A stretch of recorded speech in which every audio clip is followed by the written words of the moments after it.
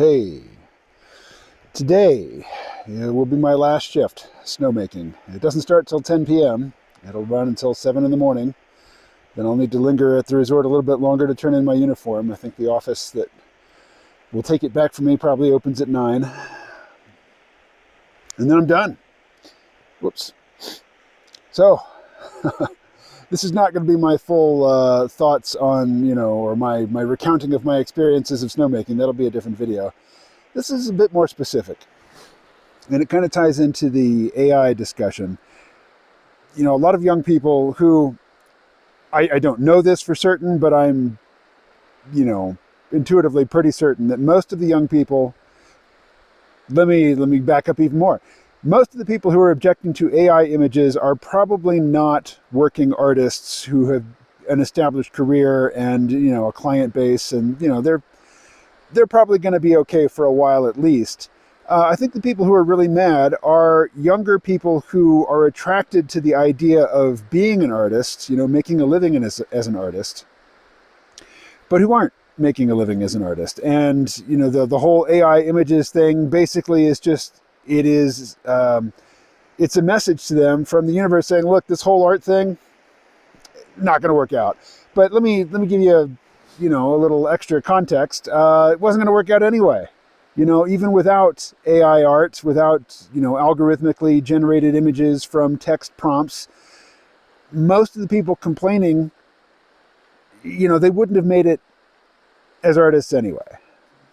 And what does this have to do with this being my last day up on the mountain? Well, snowmaking, the job that I've been doing for the last couple months, is notoriously difficult physically. And they actually play on that to recruit people. I've described it as kind of a cult of masculinity. This is hard work. Not everybody can do it. We're not paying you any more than the people who have the easiest jobs in the whole mountain. You're getting the exact same base pay that they do. We're going to offer you some overtime, which they can't get. But really, the attraction of this job is it is really hard, and you have bragging rights if you do it. It's kind of the same with art. Art as a career is super attractive to young people who don't want to work mundane jobs, who don't want to be wage slaves, who don't want to do something, that they consider to be non-creative for a living. And so they will put a lot of their own effort, a lot of their own resources, probably a lot of their parents' resources, or they'll borrow money to go to art school, and then end up working jobs that don't require an art degree or any degree, most likely. And then, the people who are making a living as artists, who are freelancing, who don't have, regular clients, who are just hustling for business, they're going to steal from themselves. They are going to put more hours into the work than they're actually going to bill for, because they're afraid that the client will balk. And, they really want to be working as an artist, even if it isn't working economically. So snowmaking, a particularly hard job, physically speaking, to me has been easy money in comparison to try to make it as a so-called public intellectual, which is to say talking into this camera or into a microphone or writing or drawing, or, really I was doing all of them and generating a little bit of income from each. Just getting up and going onto the mountain and working for 12 hours straight in, freezing cold weather and difficult conditions, doing hard labor is easy. That's the easy money compared to what I'm about to return to, which is, to try to generate content, reach an audience, and engage an audience so that they come back and hopefully, come on over to Patreon and pay for the, the exclusive content.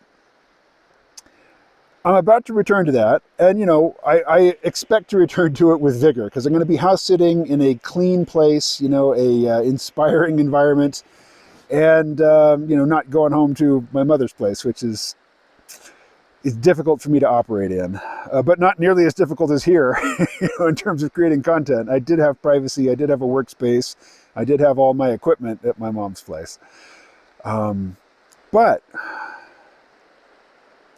working the hardest of W-2 type jobs, at least, in my experience recently, is much easier psychologically speaking, because even if you fuck up, unless you fuck up so badly you get fired. But if you go and just you don't do your best, maybe you're not inspired, maybe you're not feeling so good. In my case, maybe I'm holding back a little bit because my back hurts. I still get paid the same amount. For every hour I work, every hour, that I'm on the clock, I get paid a specified amount. And then every other week, those funds just appear in my bank account. I don't have to submit an invoice. I don't have to make any calls. It's fucking easy.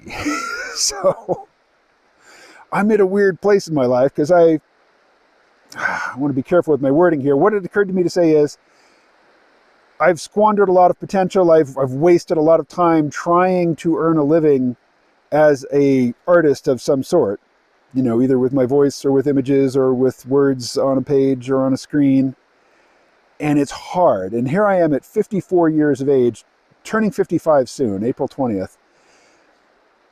And it has just been revealed to me that some of the hardest work available is easy compared to what I've been trying to do, for a couple of decades now.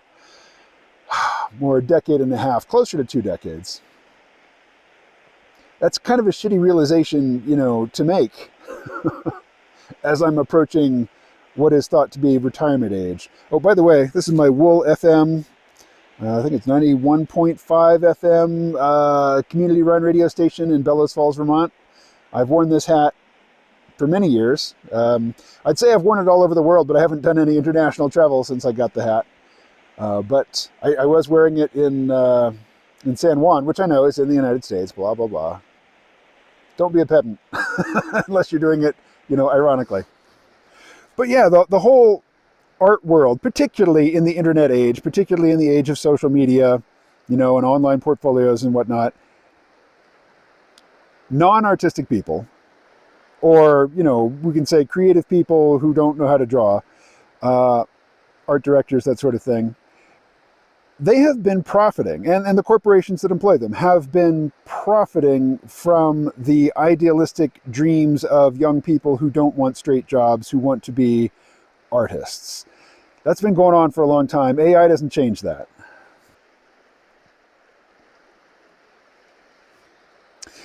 One last nugget on AI. I saw this on Twitter this morning.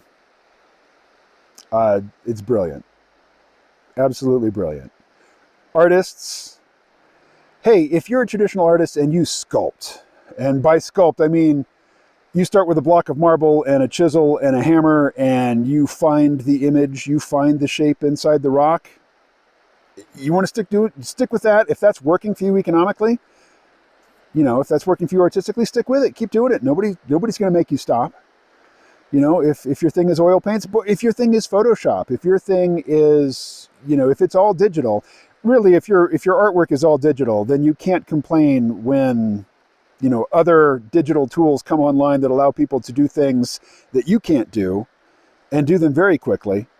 If you just rejected the technology out of hand, I don't see where your basis for complaint is. Most of the people that I hear talking about how the training data is stealing from artists don't seem to understand even remotely, how machine learning works and how you can train algorithms on neural nets from large data sets.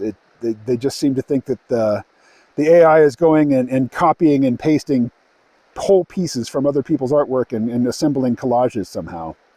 It's not how it works, folks. But on the other hand, at the other extreme, and this is a completely different video, but neural networks might be inspired by human neurology and the workings of the human brain, but they are not identical. And if you're going around saying that neural networks learn in the exact same way that humans learn, that's just wrong. I mean, there's a similarity, but to say it's exactly the same, that there's no difference, and that all moral equivalents apply, no.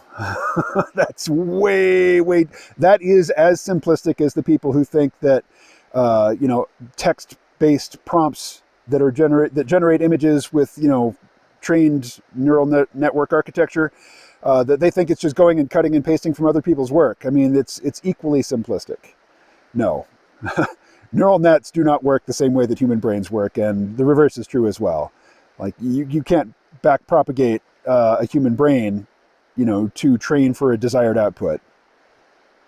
That's just not how our brains work. But you can do that, with machine learning. But anyway, I'm in over my head with the machine learning talk. I'm not a practitioner. I don't even, I've been defending people's use of, say, Stable Diffusion to create images. I don't use it. I mean, right now I'm making snow. I'm not really making many images other than taking pictures with my Pixel 6 here. Anyway, blah, blah, blah. Give me some comments. I'll be making a lot more media soon. So I will answer your questions or, riff on the topics that you suggest, most likely. Stay well.